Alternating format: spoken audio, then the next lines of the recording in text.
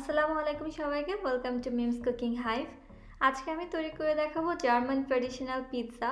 জার্মানিতে এটাকে ফ্লামকুখেন বলা হয়। যারা থিন ক্রাস্টের পিৎজা পছন্দ করেন তাদের কাছে ফ্লামকুখেন খুব ভালো লাগবে। এই রেসিপিটা অনেক ইজি আর সময়ও খুব কম লাগে। চলুন দেখে নিই কীভাবে তৈরি করব ফ্লামকুখেন।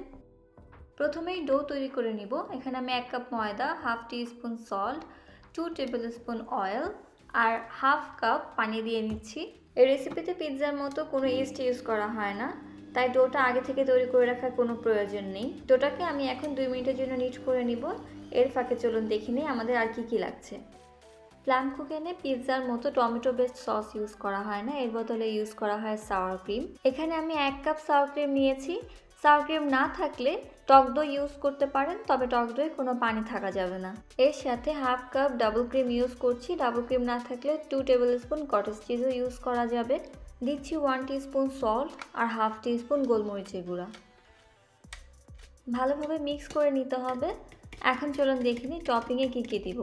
হাফ কাপ নিয়েছি রেড আর yellow bell pepper, mushroom chop করে নিয়েছি 1 কাপ, একটা বড় পেঁয়াজ কুচি করে নিয়েছি, আর নিয়েছি স্মোকড স্যামন। আমি জানি এটা বাংলাদেশে অ্যাভেলেবল না, এই ক্ষেত্রে স্লাইস করে সসেজ দিতে পারেন অথবা শুধুমাত্র পেঁয়াজ আর বেল পেপার দিয়েও তৈরি করতে পারেন ফ্লামকুখেন।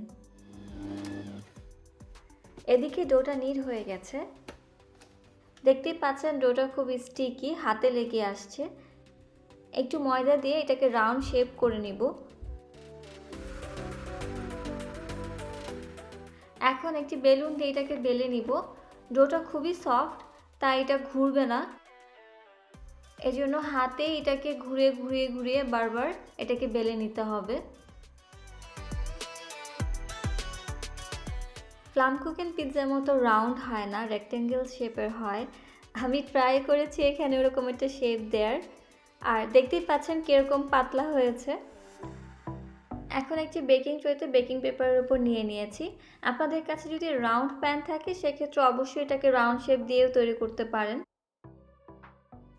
কিছুক্ষণ আগে তৈরি করে রাখা সসটা এখন উপরে স্প্রেড করে দিচ্ছি।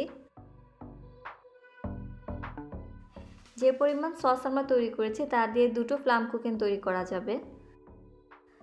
এখন উপরে একে একে সবগুলো সবজি দিয়ে দিব। একই সাথে ওভেন 180 ডিগ্রি সেলসিয়াসে প্রিহিট হতে দিব। 10 মিনিট পর এটাকে আমি ওভেনে দিয়ে দিচ্ছি। 180 ডিগ্রি সেলসিয়াসে 20 মিনিটের জন্য এটা কুক হবে। সো ফিরে আসছি 20 মিনিট পর।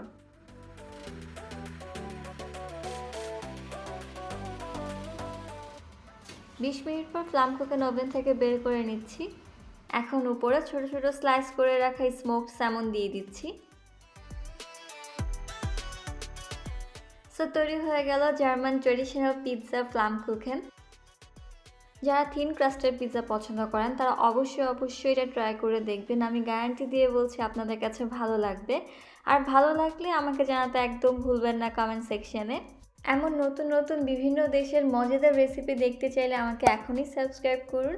আর এই ভিডিওটি ভালো লাগলে লাইক দিতে একদম ভুলবেন না। তো দেখা হবে নেক্সট উইকে নতুন কোনো ভিডিও নিয়ে ইনশাআল্লাহ। ততক্ষণ পর্যন্ত আল্লাহ হাফেজ।